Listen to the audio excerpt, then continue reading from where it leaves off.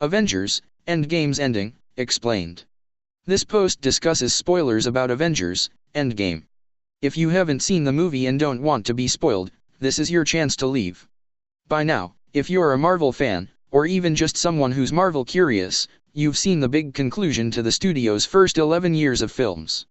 Avengers, Endgame goes out of its way to shake up the Marvel status quo, and even if this is a comic book franchise where changes never stick for long, the overall effect is still exhilarating. But the movie also probably left you with some big unresolved questions.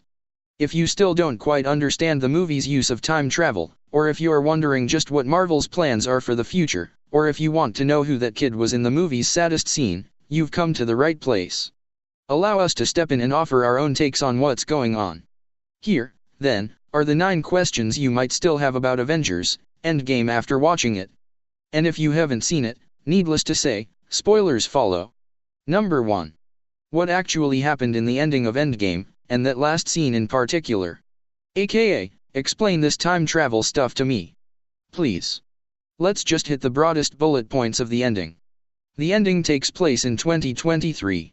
The 5 years later time jump is another 5 years after 2018, when the majority of the film is set, and the film explicitly says that 2014 was 9 years ago.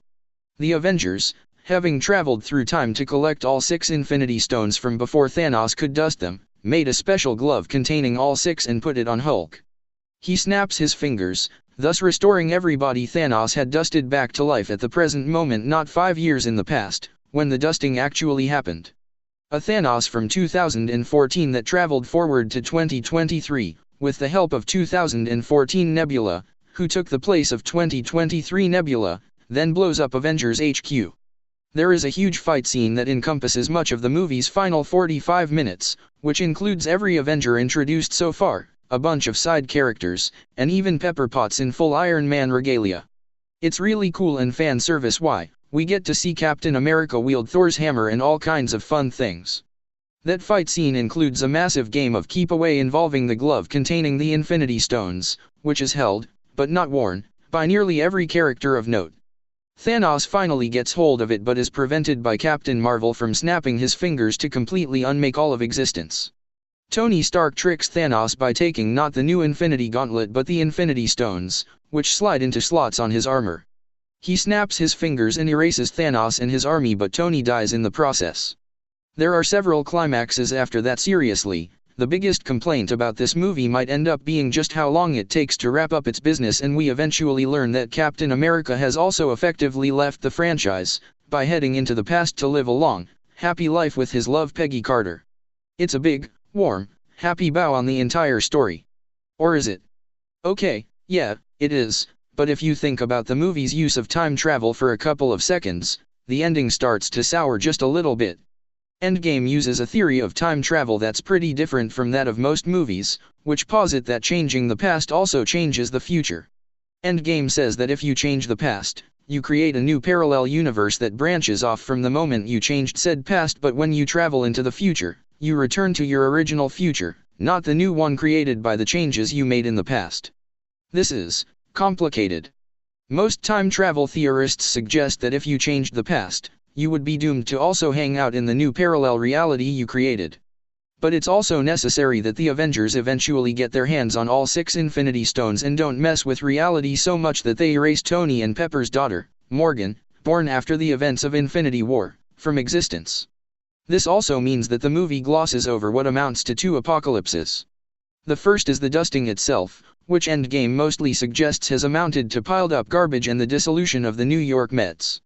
But it does dig into what a personal trauma this has been, like when director Joe Russo cameos as a man Steve Rogers meets in a support group, who's just getting back into the dating scene after his former partner was dusted. But the second apocalypse is when everybody comes back 5 years later. Yes, the dude Steve meets at the support group, who hasn't quite moved on, is going to be thrilled to have his guy back. But plenty of people will have moved on and remarried or entered into new serious relationships.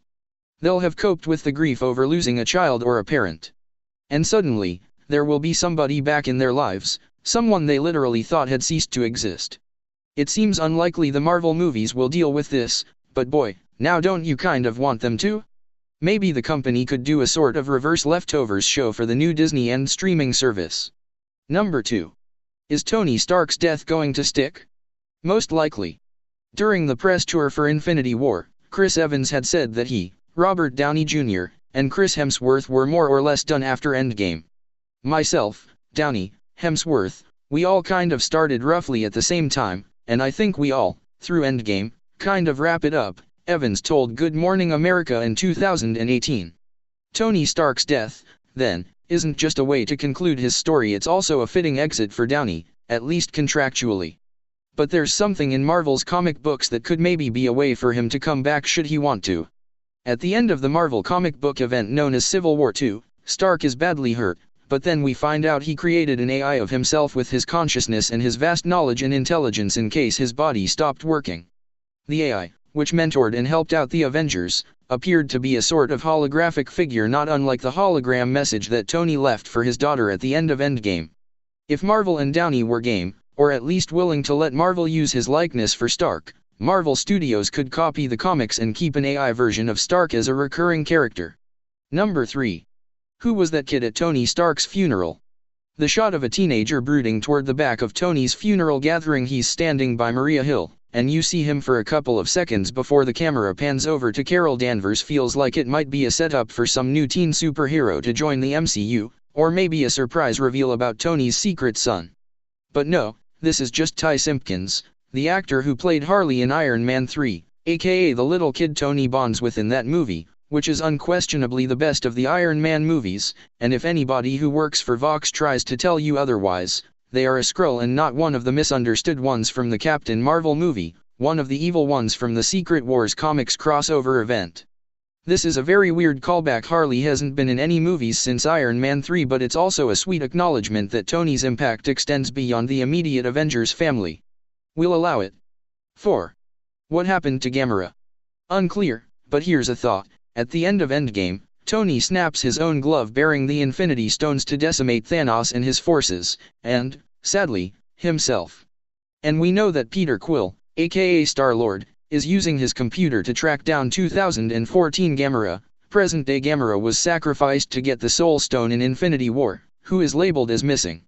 And the last clue we have is that future 2023 Nebula, 2014 Nebula was killed, and 2014 Gamora were together at some point, but only Nebula returned to the Guardians. There's a slight possibility that Gamora was killed during Iron Man's snap. We don't know who he used his snap against other than Thanos, his allies, and his soldiers. Gamora could have been considered an ally and soldier because she hadn't officially left Thanos for the Guardians at that point. It's not as though Iron Man has any clue who she is. He only knows her as the woman that Star-Lord freaked out about in Infinity War before Star-Lord bungled their entire plan by being a selfish brat. Iron Man would have needed to wish for something like all Thanos' forces except for Gamora in order for her to live. But killing a major character off-screen isn't really Marvel's way, though it did do that with Shuri. The more likely scenario is that finding 2014 Gamora will be part of the third Guardians of the Galaxy movie, which is in development after the rehiring of director James Gunn. When Gamora died in Infinity War, it left her Guardian's status in doubt, but in 2018, Saldana signed a letter along with the rest of the Guardians cast and crew to reinstate Gunn as the director of Volume 3, signaling that she will still appear in some capacity. Number 5. So what exactly happened with Steve Rogers? At the end of Endgame, Steve Rogers is tasked with returning each of the Infinity Stones to their respective timelines. The Ancient One, who bestows the Hulk with the Time Stone in 2012, explains that putting back the stones is necessary to keep the 2012 timeline from branching off into an alternate future, a world that would be vulnerable without the protection of the Infinity Stones. Rogers goes back and returns all the stones, a trip that should only take seconds. But the team spearheading the expedition, Hulk, Falcon, and Bucky, has trouble calling him back. After a couple of attempts, Bucky points out that there's an old man sitting on a bench nearby, and he turns out to be Steve Rogers, Chris Evans as you've never seen him before, in old man makeup.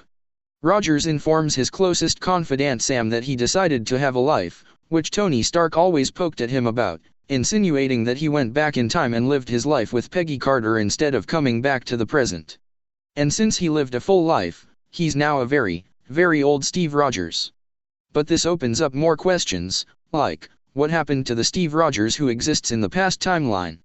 Did the time-traveling Rogers just decide to live in secret, hiding from the parallel Captain America?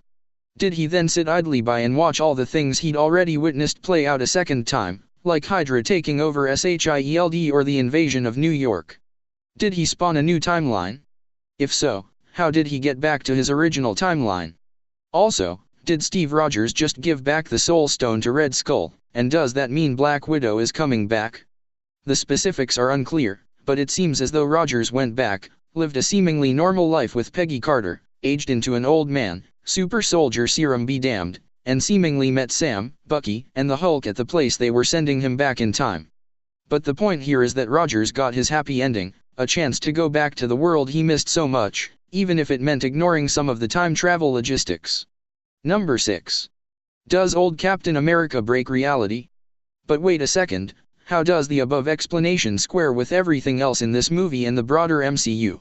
We've established that the second you change the past in this movie, a new parallel universe splits off. So when Steve Rogers returns to the past to live out a life with Peggy Carter, doesn't he effectively enter a new universe entirely? The answer to that would seem to be yes, but that leads one to wonder just how he made it to the park bench where he has his conversation with his good pal Sam. An obvious rebuttal is that he returned to that point in time using the quantum realm time travel device as an old man to show everybody his life had been a happy one, but then he would have popped back into the middle of the time machine. There's no way he could have snuck past everybody to the park bench. The trickier possibility and the one that makes more sense is that when Cap returns to the past and decides to stay, he accidentally reveals that the MCU reality has always had two Steves, who somehow exist simultaneously and never bump into each other.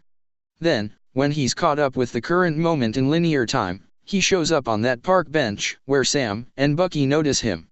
Or, put another way, for Steve to stay in our reality without causing a parallel universe split, he has to have always been here twice without anybody finding out. Making sense of this story point requires that Peggy doesn't reveal to Steve that she's actually been married to his other self all this time when Steve goes to visit her in the hospital in Winter Soldier, and it requires a whole bunch of other mental convolutions to sort out its weird complexities. Just think about how Steve reacts when he meets his new baby niece Sharon. But you can sort of make sense of it, if you really try. In conclusion, time travel is silly, and you should never think about it. Number 7. So is that one timeline where Loki gets a hold of the Tesseract completely screwed now? Yeah, probably. You should also try not to think about this. Number 8. So, how does Spider-Man, Far From Home work now? Look, the Marvel movies are not without continuity errors. The studio's MO, very quietly, is that if something is good for a standalone movie but contradicts something in a different movie, it will just embrace the contradiction. It's one of the reasons Marvel movies are pretty good across the board and, thus, add up to a cinematic universe that feels like it's more coherent than it actually is. But even by these standards, the fact that the events of Endgame mean that the MCU technically now takes place in the year 2023 creates a bunch of logistical headaches for Spider-Man, Far From Home, which comes out in July and is not quite an MCU film, as it's produced by Sony and not Marvel Studios, but also not an MCU film, as Spider-Man and his friend Ned pop up in Infinity War and Endgame. See, Far From Home centers on a trip Peter Parker and his classmates take to Europe, which implies they're all still in high school. But if literally any of Peter's friends fell into the 50% of people who weren't dusted by Thanos, then they would be 5 years older than their peers and, as such, in college or even working at their first job. The only way the plot of Far From Home works is if everybody Peter Parker knows was Thanos. And look, sure, if that's how Far From Home wants to play it, we'll go with it. But my goodness, the probability of Peter, Ned, MJ, Betty, Flash, and Liz all getting dusted is 1.6%. Thank you to Vox's Alvin Chang for this calculation. Obviously, it's possible, but it's going to rankle just a bit. Or Far From Home will just ignore the whole "it's technically 2023" thing and do whatever it wants, which is what I would do. Though imagine if MJ had survived, and her would-be romance with Peter was complicated even further by her now being 5 years older than him. That could have been fun. Number 9. What are the next Marvel movies coming out? Marvel has announced a few movies in the works, including a Black Widow solo movie, which is going to be tricky, what with her death and all, but rumor has it the movie is a prequel, a Black Panther sequel, a third Guardians of the Galaxy movie, a movie about the beings known as Eternals, a Doctor Strange follow-up, and a movie about Shang-Chi, Marvel's first movie about an Asian superhero. There will also certainly be a Captain Marvel sequel, considering the movie has now passed the $1 billion mark.